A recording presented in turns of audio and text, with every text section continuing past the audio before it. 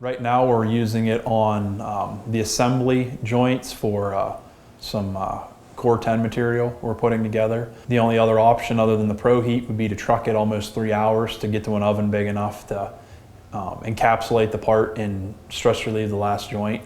Right now we can stress relieve all of the components that go into it and then isolate the joints that put the assembly together, and we do it all fixtured up so that we know we have no shrinkage, and we do it all with the ProHeat.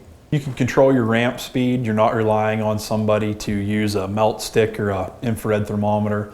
You put your sensors on, tell it what your allowable ramp to is, how long you want to maintain it, and how long you want to take to cool it down, and push start. The ProHeat, if you're doing an elevated Interpass temperature, will actually work along while you're welding or while you're applying weld and cut back heat so that your Interpass doesn't go over the prescribed limit that you give yourself. And then it'll pick right back up as soon as you let off the trigger. It allows the material to sink well.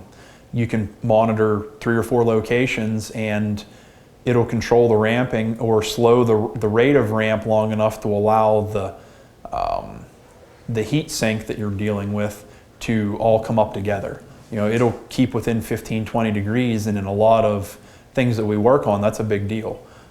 If you were to have a hot and cold side to a casting and then go to work on it, you know, your end result wouldn't be very good. And it definitely allows us to maintain, you know, everything the way it should be. If you're just wrapping something as simple as pipe with the coils, you can get your preheat temperature there in minutes compared to half an hour with a flame. It's consistent. You know, you're not going to find hot and cold spots as you work around, you know, applying the weld. You don't have to, you know, stop in the middle of the work you're doing to heat it back up. You don't have to worry about anything. Once you tell it what you need, and you know, you're either running it as a maintain or you're running it in a program, you know, you don't have to worry about it.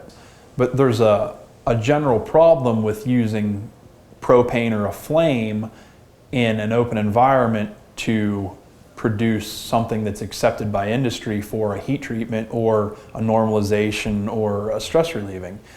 The ProHeat's documented. You know, it data logs its entire cycle. You can print it. It's hard, finite, usable data that you can fight with if you'd ever have somebody question your ability. Where flame is only as good as the guy running it in your infrared thermometer. And you know, it's as close as you can get to a controlled and documented oven as there is.